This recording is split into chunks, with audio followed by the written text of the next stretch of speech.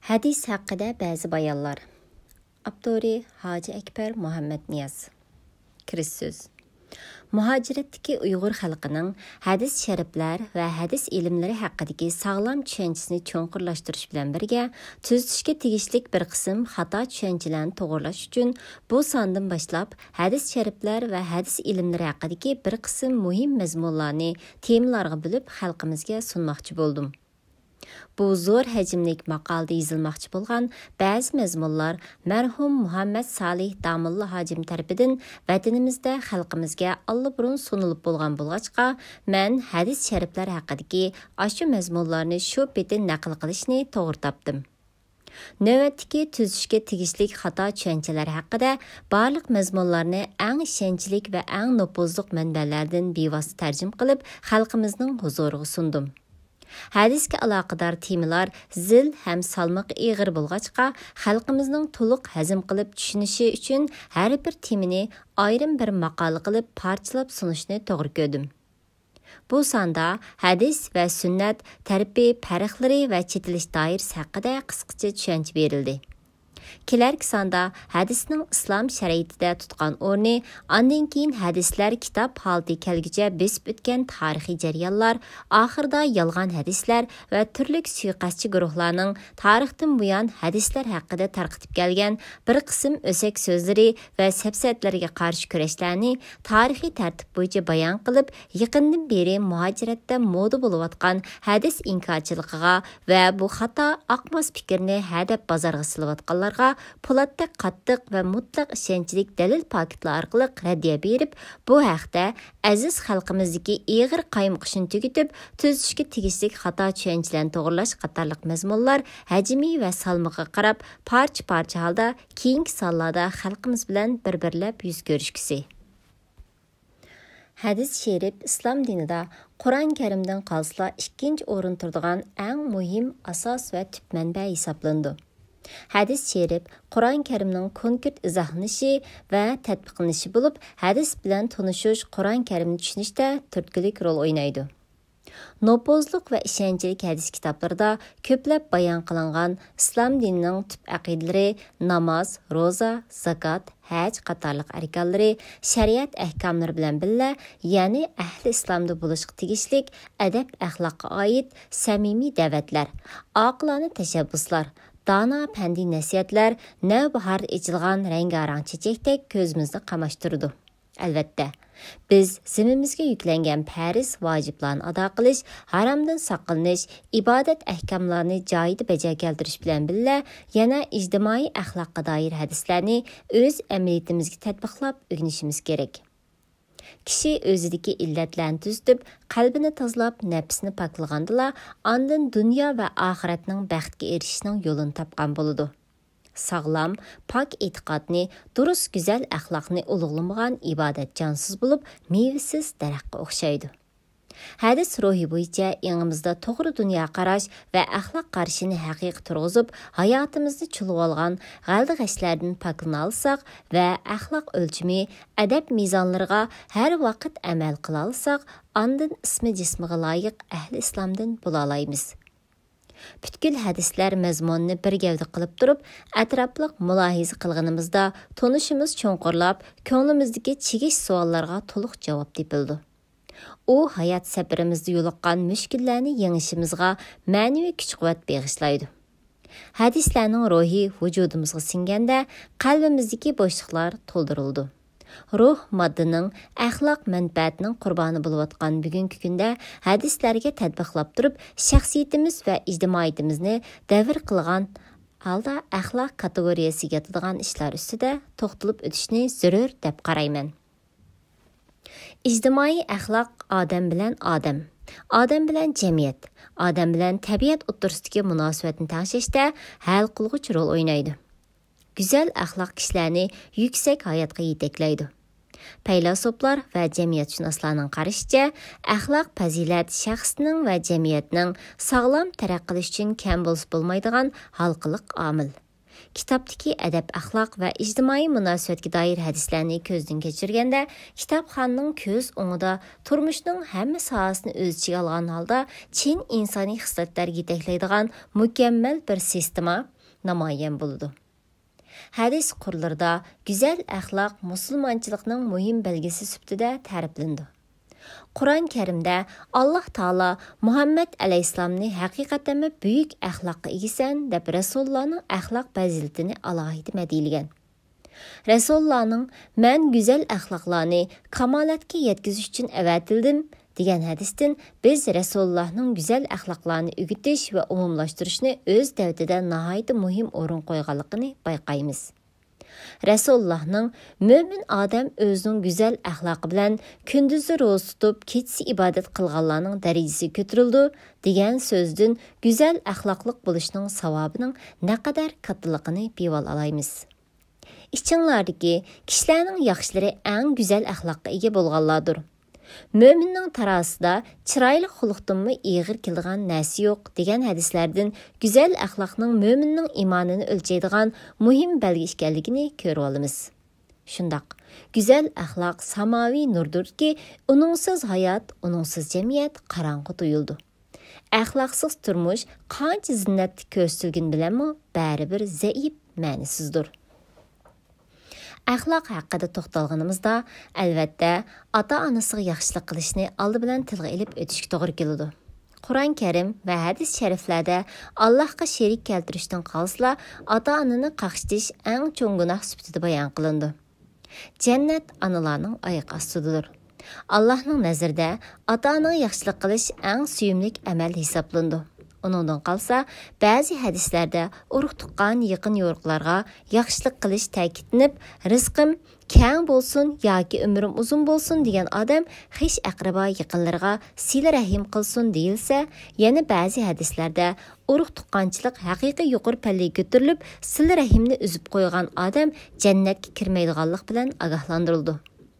Mayli musulmon bo'lsin yoki g'ayri musulmon bo'lsin, taqvodor bo'lsin yoki pasiq bo'lsin, do'st bo'lsin yoki dushman bo'lsin, insonga yaxshi muomalada bo'lish, yaxshilik qilish talab qilindi. Payg'ambar alayhissalom haqam soyasiga ziyon zahmat yetkazishdan o'zini saqlamagan odam komil mo'min bo'la olmaydi degan so'zni 3 qatam takrorlagan. Hazrati Oysha radhiyallohu anhu qo'shnining doirasini bekitib, Uyning 4 atrofining har tarafidan 40 oilagacha qo'shni hisoblandi degan. Bizdagi hozir qo'shnilarchilikning qanchalik bo'layotganligi, bo'libmi muhojiratdagi xalqimizning real ahvoli, imkoniyati har birimizga ayon. Allohning kalomi va Rasulullohning hadislarida imoniy insoniy majburiyatlarni ado qilishning zarurligi hikmatlik uslubda bayon qilingan. Nurg'un hadislar kishilar orasidagi insof ishonchni, do'stlik inoqlikni kuylaydigan, o'zaro qarindoshlarcha muomala bo'lib, asoyishlikqa undaydigan ideyalarni iymonning bir jumla sifatida o'tirib qo'ydi.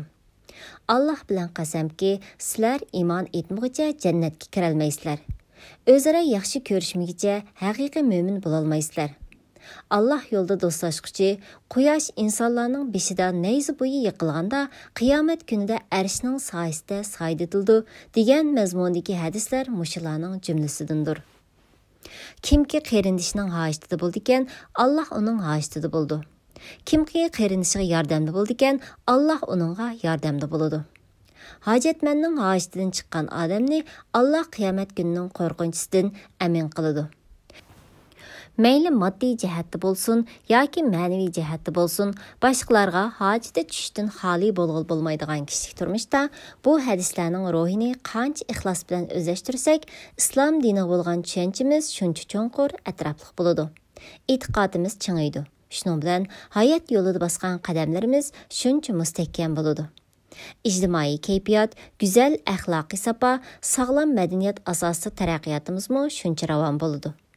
İslamның dastlabki chaqlardagi sahobalarning hayot musobaqasiga nazar solsak, ularning vujudida bir-birining o'tida kuyib, suyida oqadigan haqiqiy qarindoshlikning ulgularini ko'ramiz. Mehr, muhabbat, xolislik, hamkorlik, ustunlikni egillagan jamiyatda kishilarning g'am qayg'usi va xushalliqi o'rtaq bo'ladi.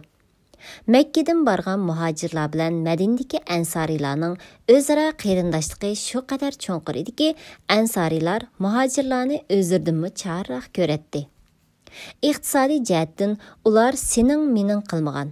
Ənsarilar muhacirlarga öylərini, bağlarını, nimisi bolsa şunu təң bölüb bəgən.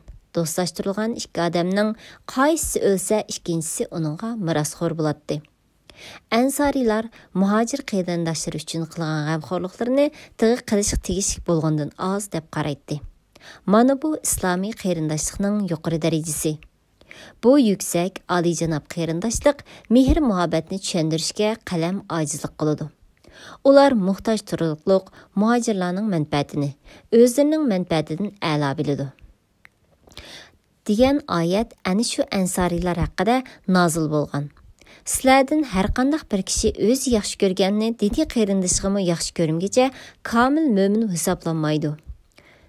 Bugungi kunda pul hammaga hukmron deydigan ideyaning turtkisi ostida yamrab ketayotgan, chekidan oshgan shaxsiyatchilik dillarimizni qasoatlashtirib ketyapsa, bizda nadimi elning manfaati hammadan a'lo deydigan ideya bo'lsin. Hammala ishda pulni, foydani birinchi o'rin qo'yish xohishi kallamizni chirmab olgan tursa, xolislik, g'arazsizlik, riyosizlikni qandoqmi izchillashtirg'ili bo'lsin? Payg'ambarimiz mundaq degan: Mening ummitim tilla bilan tangini cho'ng bo'lib ketsa, uning qalbidan islomning hayvisi ko'tarilib ketadi. Kishilarning so'rinlarda o'zaro hozir haqda insof yo'q deyishayotganligini anglab turamiz. Shaxsiyatchilik va manfaatparastlikning chekidan eshib ketish bilan aramizdan mehr muhabbat, insof ko'tarilib ketib bormoqda. Qalbidan diyonat ko'tarilib ketgan odamdan yana nimani kutish mumkin?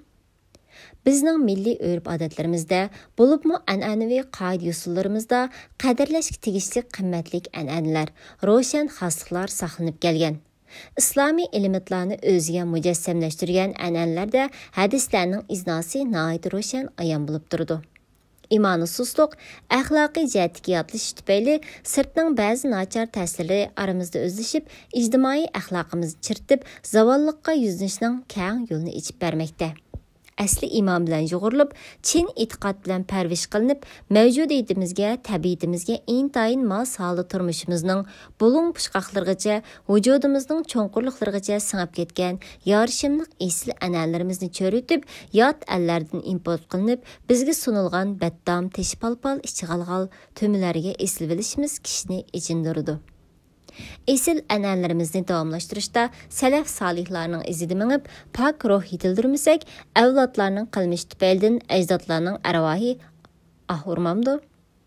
Musulmonlar jamoatining real hayotiga qaraydigan bo'lsak, islom aqidalariga, ibodatlariga, ahli islomning urf-odat, qoida-usullariga din nomi bilan qo'shilib qolgan ko'plagan bidat, xurofotlarni ko'ramiz. Kishilar o'ydirib chiqarib, shariatga tangan bu bidatlar odamni cho'nqur o'yga soladi. Qur'on Karimda Alloh taolo: "Bugun sizlarning dininglarni butun qildim. Sizlarga ne'matimni tamomladim. Islom dinini sizlarning dininglar bo'lishga tanladim." Sura Maida 3-oyat. Devassa, ular qandoqdir Allohning shariatida yetarsiz bo'shliqlar bo'lib, uni to'ldirmoqchi bo'lganmidi? Kimki birər yaman ishni paydo qiladigan, bu yomonlikqa ergashganlarning gunohidan hech narsa kamaytilmasdan paydo qilg'uchiga o'xshash gunoh yuklandi. Ularni bidatchilik yo'ldan hidoyatning afzali Muhammad alayhisalomning hidoyatidir. Ishlarning yomoni dinda yangidan paydo bo'lgan ishlardir. Bidatning hammasi gumrohlikdir degan so'zimi to'sib qila olmagan. Kimki islomda bo'lmagan ishni paydo qilsa, u narsa qabul qilinmaydi degan hadisning ro'yi bo'yicha cho'ng kichik bidatlarning hammasi rad qilindi. Nurg'un hadislarda Allohning kitobi, Rasulullohning sunnati bo'yicha ish qilish tavsiya qilindi. Abdullah ibn Umar radhiyallohu anhuning bir odam tush ko'rib, "Alhamdulillahi vassalatu vassalam ala va rasulilloh" deganda, Abdullah ibn Umar radhiyallohu anhuma uningga: "Rasululloh bizga tush ko'rganimizda sen aytgandek ta'lim bergini yo'q. Birga tush ko'rganda faqat alhamdulillah, hamda sana Allohga xos deyishimizni ta'lim bergan" degan. Demak, Abdullah ibn Umar radhiyallohu anhuma bidatni ko'rib turib sukut qilib turishni xo'p ko'rmagan. Sahabelerning eng olimlaridan Abdullah ibn Mas'ud radhiyallohu anhu kishilar biror bidatni paydo qildi ekan, uning badliga biror sunnatni yo'qitdi degan. Rasulullohning sahabalari Rasulullohning sunnatiga yaqindan agishib, kishilarning bidat ishlarga yo'lamasligini tavsiya qilgan.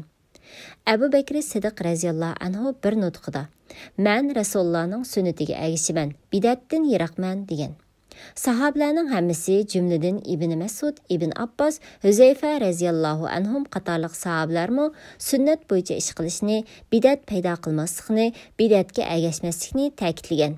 Keyingi davrlar kelganda bidatning oldini olishga sal qaralganlikdan mayli aqida, mayli ibodat, mayli odat jihatlarda bo'lmasin, nurg'un bidatlar maydonga kelib tarlashga boshlagan.